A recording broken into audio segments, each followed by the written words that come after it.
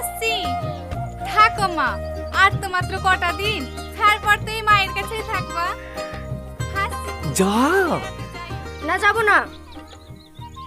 তুই আমার লক্ষ্মী বোন না, প্লিজ। তাহলে সে ঘড়িটা কিন দিবি? হ্যাঁ দেবো। ঠিক আছে, দে মোবাইল দে।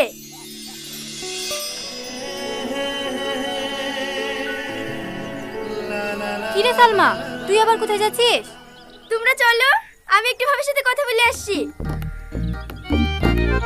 দাও ভাবি, তোমার নাম্বারটা দাও। তোমার সাথে কথা বলার লেগে ভাইয়ের জন্য ছটফট ছটফট করছে।